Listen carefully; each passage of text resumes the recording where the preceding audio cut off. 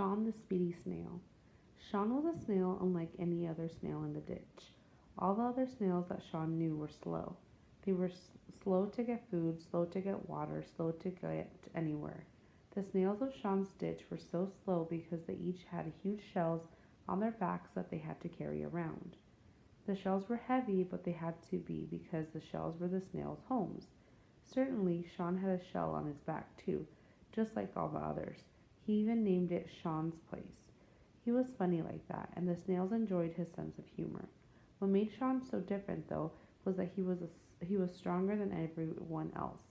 Having his home on his back didn't bother him like it did the others in Shawn's ditch.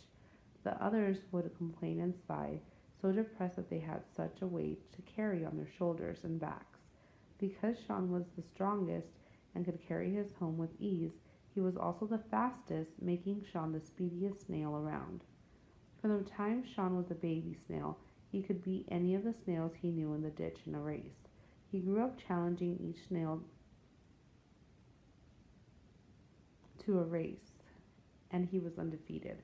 Shawn started using his speed for his benefit, and his benefit only, though, which was something he would later regret.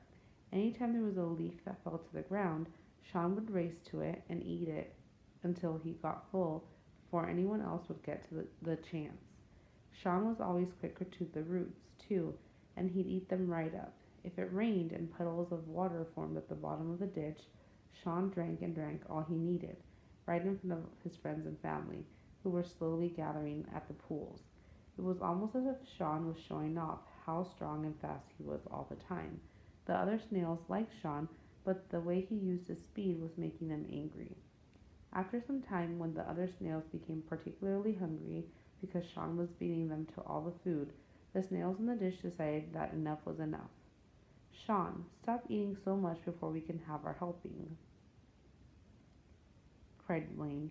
Yeah, Shawn, we know you're big and strong and fast, agreed Susan. You don't have to keep reminding us how slow we are, she added. Shawn was a little upset about their remarks. Well, maybe if you would exercise a little bit more, you could beat me to the food and the water, he said.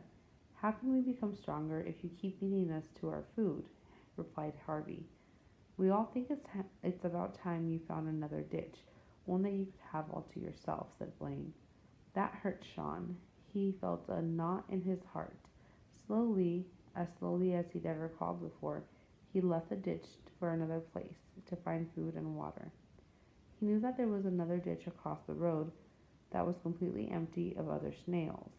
Shawn was the only one who knew that because he was the only one capable of getting across the road safely with his speed and all. A couple of weeks went by. Shawn missed his friends across the road, and he realized that his ditch had even more food than the other, much more than he'd ever needed. He decided he'd pay them a visit. He waited by the side of the road for the closest cars to pass. Once it did, he speedily crossed back over to the old ditch. What he found made him more upset than anything ever before. Shawn, cried Blaine, we need your help. There isn't enough food in this ditch anymore. We're too weak and too slow to find enough for all of us to eat. Shawn's friends were starving. Even though they had asked him to leave the ditch, it was only because of his selfish actions. Shawn knew what the right thing to do would be. One by one, Shawn lifted each of his snail friends up to the top of Shawn's place and as fast as he could, which for Shawn was pretty fast, brought them over to the ditch and on the other side of the road. They were all safe and sound, especially after Shawn raced around the ditch, getting food and bringing it straight to his weaker friends. Shawn would never use his speed to show off again. Number 1. Shawn uses his speed for his own benefit. From the sentence given below, select the evidence from the story that supports this statement. A. When Shawn crosses the road, he realizes that his new ditch has even more food than the one he left. B. When Shawn returns to his old ditch for a visit, his friends tell him that there is not enough food anymore. C. Whenever a leaf falls to the ground, Shawn races to eat it before anyone else has a chance to. D. If the other snails exercised a little bit more, they might be able to get the food and water faster. Number 2. Read the sentence.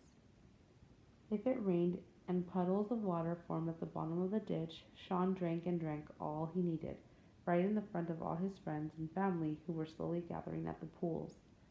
What does the word ditch mean in the sentence below? A. A race to get food. B.